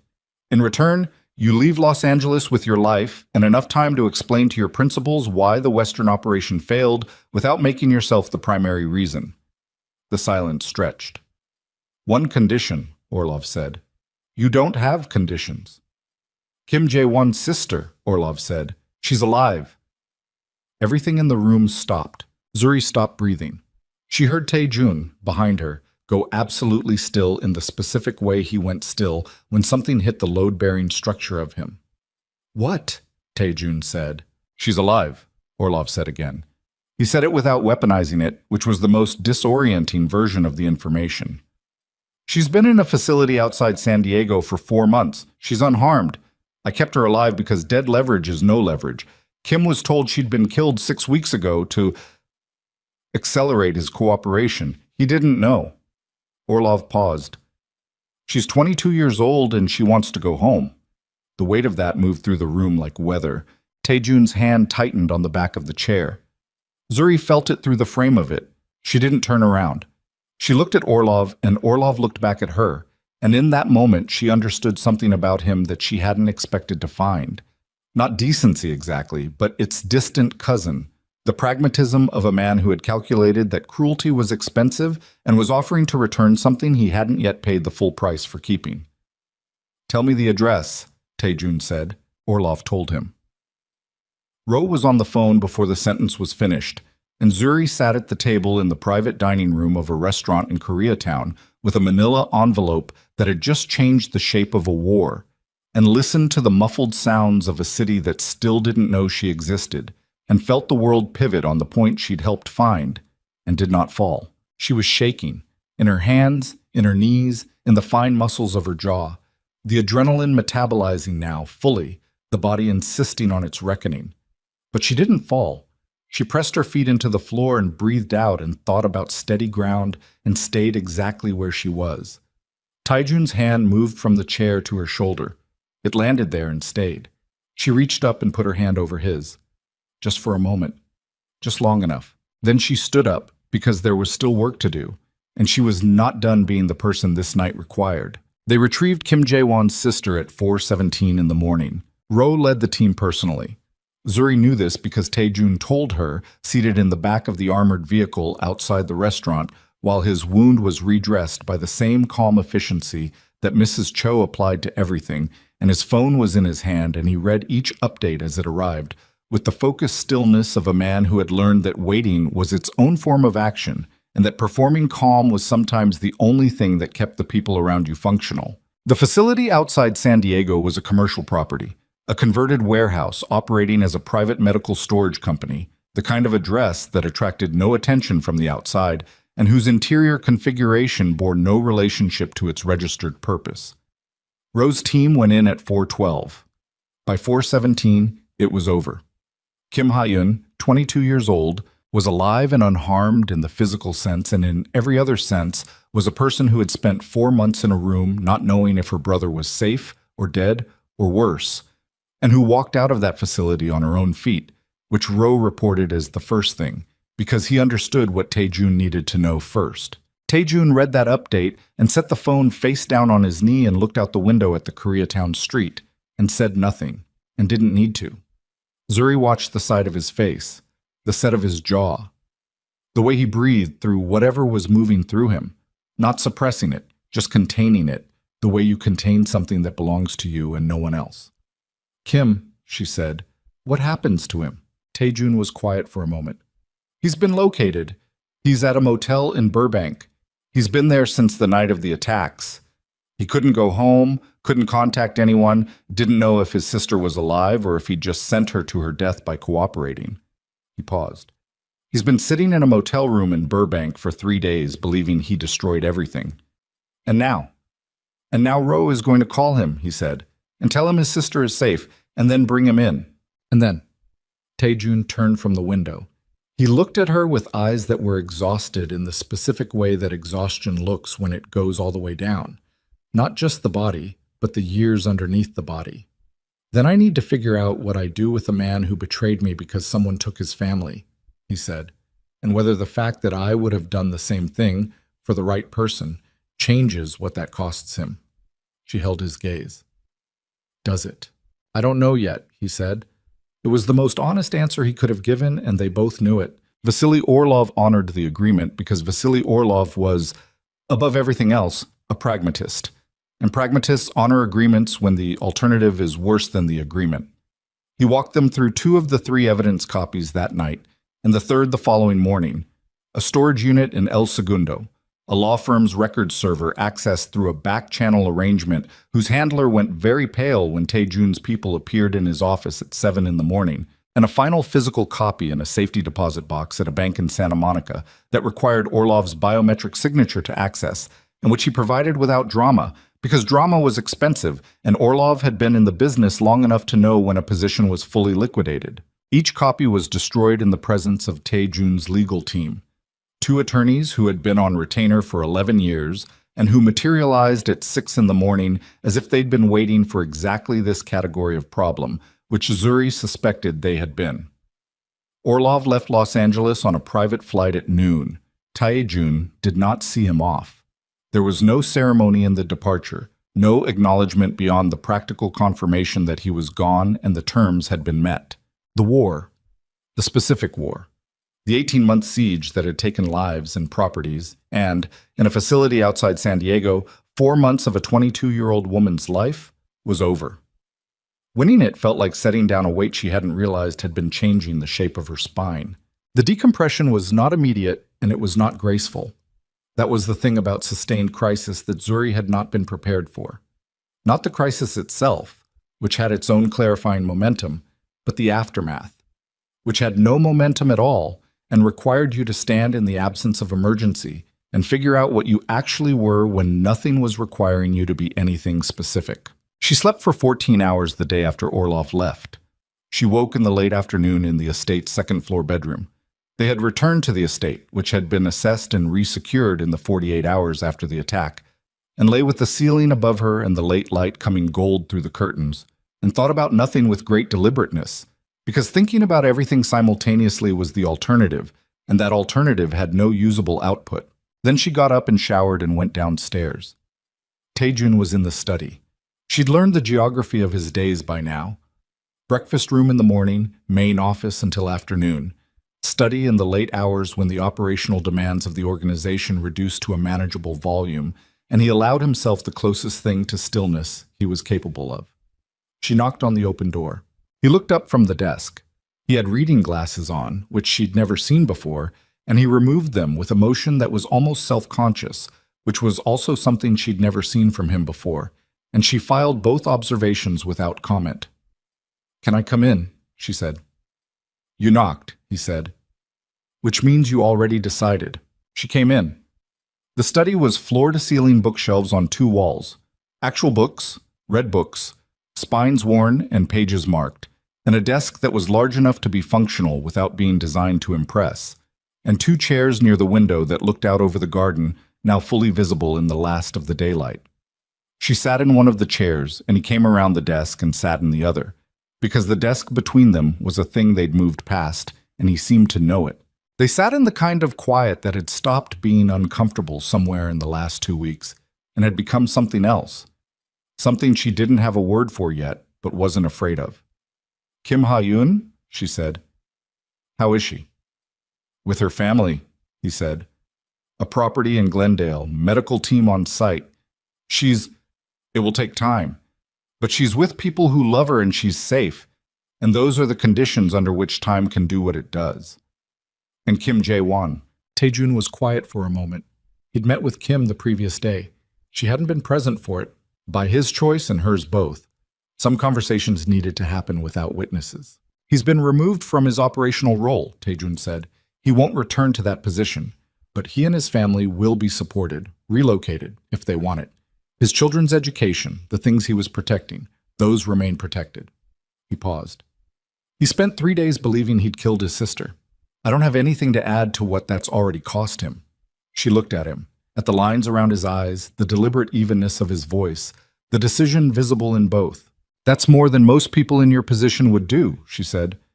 "Most people in my position aren't making the same calculation I am," he said. She waited.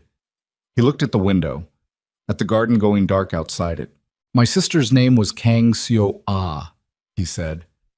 He said it the way you say something you've been carrying in silence for so long that giving it sound feels like a structural change. She was 24 when she died. She liked terrible television programs, and she argued about everything, and she made the specific kind of noise when she laughed that made everyone in the room laugh too, whether they wanted to or not. He paused. "She was killed because someone wanted to reach me, and she was the easiest path. The men who did it calculated that she was an acceptable cost, that the leverage they would gain from my grief would be worth what it took to create it." Zuri said nothing. She was very still. "They were wrong about the leverage," he said. "But they were right that it was a cost I would spend the rest of my life paying." He turned from the window. "When I think about Kim Jae-won in a motel room in Burbank for 3 days believing he'd done to his sister what was done to mine, I don't have a punishment to add to that. He's already in it."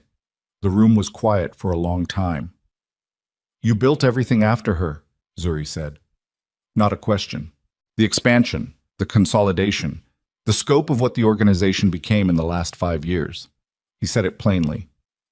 "Yes, it was the thing I could control when the thing that mattered was gone. Power is a very convincing substitute for grief for a while. It has enough texture, enough forward momentum. Until it doesn't. Until it doesn't," he agreed.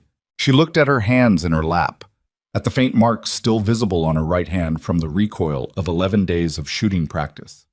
At the hands of a woman who 2 weeks ago had cleaned office floors and dreamed about bookshelves and whose world had a circumference defined by a night shift and a broken mop wheel. "I want to tell you something," she said. "All right." "The name of the bookstore," she said. He looked at her. Something in his face changed, opened fractionally, like a window with a stuck latch finally giving. "Steady ground," she said. That's the name. I've had it since I was 19 and my mother lost the apartment and we moved into my aunt's place in Decatur and I slept on a pull-out couch for 8 months and I started making a list of all the things I would have when I had a floor that didn't belong to someone who could take it back. She looked at him steadily. Books were the first thing on the list. A place where they lived. A place where people could come and stay for a while and not be rushed out. He was very quiet. I told you that in a conference room, she said, because I was terrified and the truth came out before I could stop it. But I'm telling you now because I want to, because it's mine and I'm choosing to give it to you. He held her gaze for a long moment. The reading glasses were on the arm of his chair, and the garden was dark outside the window, and the house around them was quiet, with the specific quality of quiet that belongs to a place where the people inside it have finally stopped performing for each other. Steady ground, he said. Yes. It's a good name, he said. I know, she said. He reached into the inside pocket of his jacket and removed something. A folded piece of paper, the kind produced by a printer, ordinary in every material sense. He held it for a moment without opening it, and then he held it out to her. She took it, unfolded it. It was a property listing. A retail space in the Inman Park neighborhood of Atlanta. Ground floor, corner location, 1,400 square feet, large windows, hardwood floors original to the building's 1923 construction. The listing was dated 3 weeks ago. She looked at it for a long time without speaking. I had someone pull commercial listings in the Atlanta neighborhoods you mentioned when you talked about home, he said. You mentioned Inman Park twice, the neighborhood your mother moved to after Decatur. She remembered saying that. At dinner, 11 days ago, in the brief window when conversation had drifted towards something personal before one of them pulled it back. She hadn't thought he'd been tracking it. She looked up from the paper. This isn't, she started. It's not an obligation, he said. It's not part of an arrangement. It's not a transaction. He said each thing separately, clearly, the way he said things when precision mattered. It's a listing I found because I was looking for it. What you do with it is yours. She looked back at the paper, at the photograph of the corner windows and the afternoon light coming through them, and the empty space that was exactly the right size for the things she'd been carrying since she was 19. The emotion that moved through her was not simple. It came from below the recent weeks, from further down, from the part of her that had been working nights in other people's buildings for 2 years and 4 months, cleaning up after lives that were larger than hers without bitterness, but with a specific variety of longing that had become so familiar, it had almost stopped feeling like longing and started feeling like weather. Permanent, climatic. That part of her felt the listing in her hands and did something complicated with it. She folded it and held it. I need to ask you something, she said. Yes. What happens now, she said, to this, to us, the arrangement, the contract, whatever it started as. She looked at him. What are you actually asking for? He was quiet for a moment, not the deflecting kind of quiet, the kind that meant he was choosing words with the care they deserved. I'm not asking for anything, he said. That's not...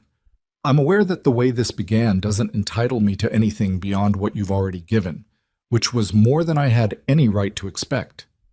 He paused. I know what this looks like from the outside. A man with power and resources offering a woman in an impossible situation what appears to be a choice but structurally resembles an ultimatum. I know what it is. And yet, she said, and yet, he said, somewhere between the conference room and the cliff path and a restaurant in Koreatown, it became something I don't have a category for. And I've spent 20 years building categories for things because categories are how you manage a world like mine, and this one keeps refusing to stay in any of them. She looked at him for a long time, at the man who had handed her a gun and taught her to breathe and remembered her biscuits, and said house instead of home and kept a dog carving on a side table and hadn't added anything to Kim Jae-won's punishment because he understood what Kim Jae-won was already carrying. The organization, she said. The Bratva is broken in the West, but there's still an organization. You still run it. Yes. That doesn't change. Not overnight, he said. There are structures that take time to dismantle. Legal entities that can be redirected. The shape of things can change. But you're right that it doesn't change overnight, and I won't tell you it does. She absorbed that. The honesty of it cost him something, and she knew that, and she received it as what it was. "I want to go to Atlanta," she said. "I want to see my mother, not through a secure channel, in person. I want to sit in her kitchen and eat her food and let her see my face so she knows I'm real." "I'll arrange it," he said. "This week." "I'll also want to look at that space," she said. She meant the listing. In Inman Park. Something happened in his expression. Not relief. Something quieter than relief. Something that had been holding tension for a long time and was slowly, carefully putting it down. "I'll come with you," he said, "if you'll let me." She thought about that, about what it meant, about what she was building when she said yes to it, and what she was refusing to build when she declined, and which of those futures she could actually live inside. "Okay," she said, one syllable. The same syllable she'd used in a conference room 42 floors above Los Angeles with a mop in her hand and a dead man behind a door and the entire architecture of her life about to come down. But this time the syllable came from a different place. It came from solid ground, from a floor that was hers. 3 weeks later, they went to Atlanta. Her mother's name was Claudette Bennett, and she was 53 years old, and she had the kind of stillness that comes from surviving things that should have broken you and choosing, daily, to remain unbroken. She opened the door of her apartment in Inman Park, a better apartment than Zuri had last seen her in, which she'd known about through the secure communications, and whose improvement she had not asked Taejun about because some things you accept and process in private. And she looked at Zuri for one long second and then pulled her daughter into her arms with the force of someone who had been practicing restraint for weeks and was done with it. Taejun stood on the steps behind Zuri and waited. He was carrying nothing, no gift, no gesture, no performance of the meeting. He was simply there, which was the only appropriate version of being there. Claudette released Zuri eventually. She stepped back and looked at her daughter's face. Really looked. The way mothers look. The inventory of damage and survival that only people who love you from before you were fully formed can run. And then she looked past Zuri's shoulder at Taejun. He met her eyes. "Mrs. Bennett," he said. Claudette looked at him for a long time, long enough that Zuri, beside her, felt the weight of it. "Come inside," Claudette said.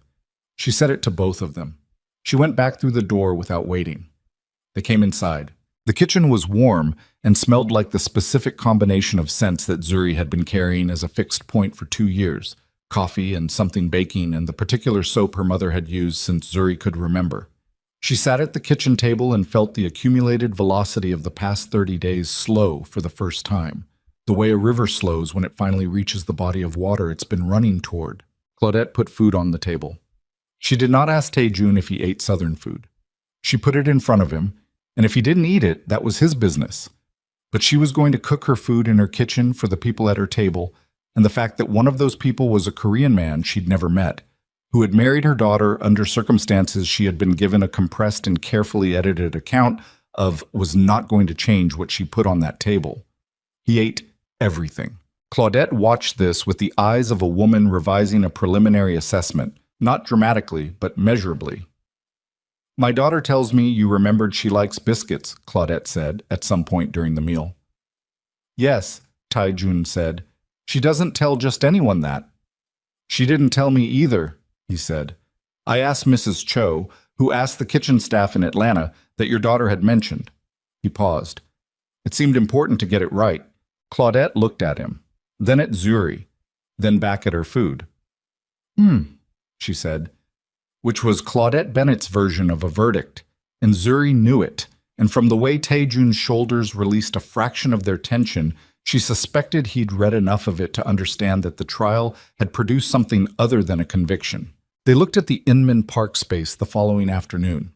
Corner unit, exactly as the listing had shown it, the windows larger in person, the light coming through them in the specific slanted gold of a southern autumn afternoon, the hardwood floors worn smooth by a century of use and still solid, still holding. Zuri stood in the middle of the empty room and turned slowly, taking the full measure of it. 1,400 square feet, the right size. Not too large to feel empty, and not too small to feel cramped. The specific size of a place where someone could lose themselves in the stacks and find something they needed and stay longer than they'd planned. Taejun stood near the door. He did not tell her what he thought. He did not offer an opinion on the space or the light or the structural details. He stood near the door and waited, because this was hers to assess, and he understood that. The front wall, she said. It would be mostly shelving, floor to ceiling on this side with a rolling ladder, the kind on a track. She turned. Reading area in the back corner where the light hits in the afternoon. Comfortable chairs, a small table with a lamp. What goes in the window display, he said. She looked at him. He was asking with genuine interest, his eyes on the front windows, actually seeing what she was describing. Rotating, she said, whatever I'm reading that week. Whatever I think people should know about. New voices, old voices, overlooked voices. She looked at the windows. Books that never got the attention they deserved. It sounds like a specific kind of curation, he said. It's the only kind that means anything, she said. Anyone can stock bestsellers. That's not what this is. He nodded slowly. Steady ground, he said. Steady ground, she said. She looked at the room for another long moment. Then she took out her phone and called the number on the listing. 2 months later, the papers were signed.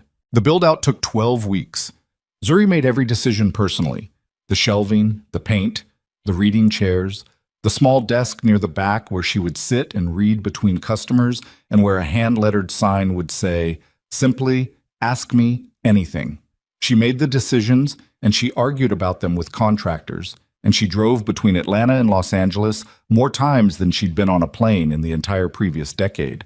And she learned that the distance between two cities is a very different kind of distance when you have a reason to travel both directions. Taejun came to Atlanta 4 times during the build-out. He did not offer opinions unless she asked for them.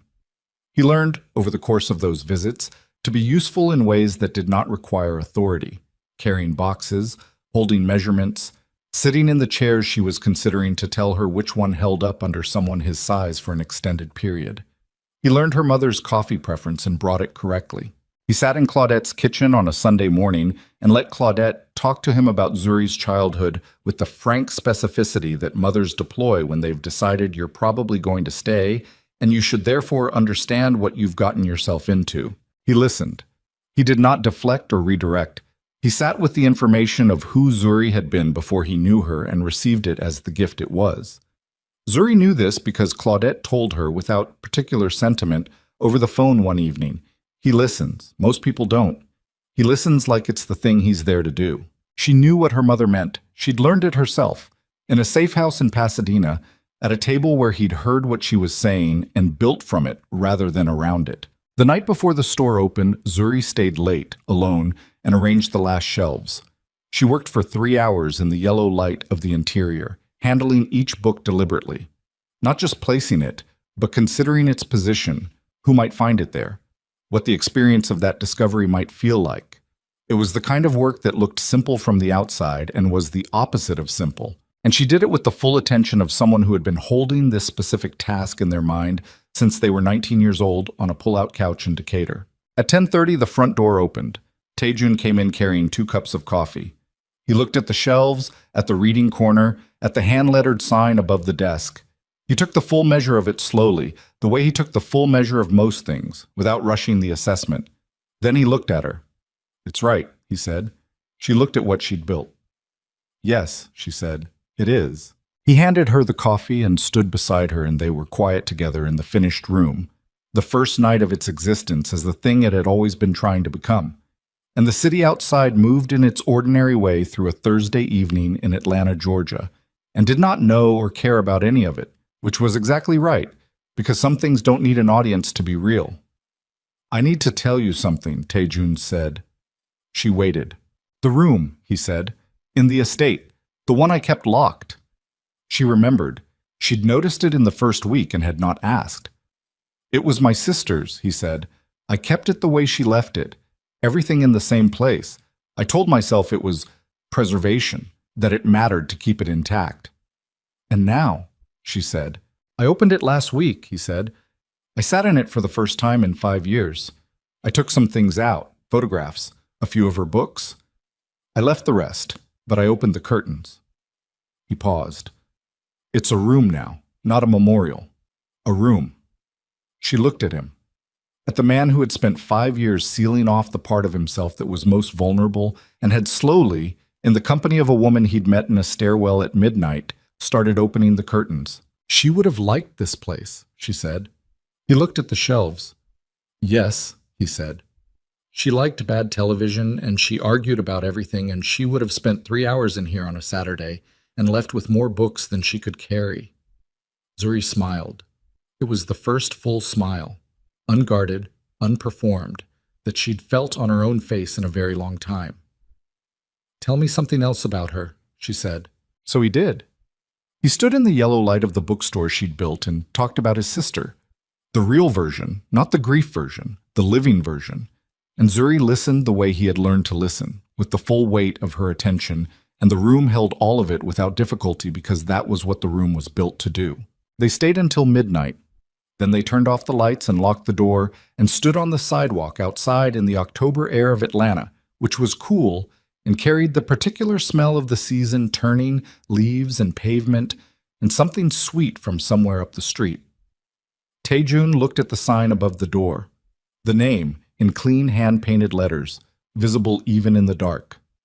Steady ground.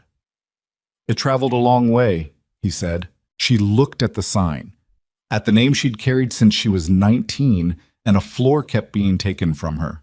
At the name she'd finally planted. Most things worth keeping do, she said. He took her hand. Not dramatically, not as a declaration. He simply took it, the way you take something you intend to hold carefully and for a long time. And she let him, because the decision was hers, and she had made it with full knowledge of what she was deciding, and the ground beneath her feet was hers, and it was steady, and it held.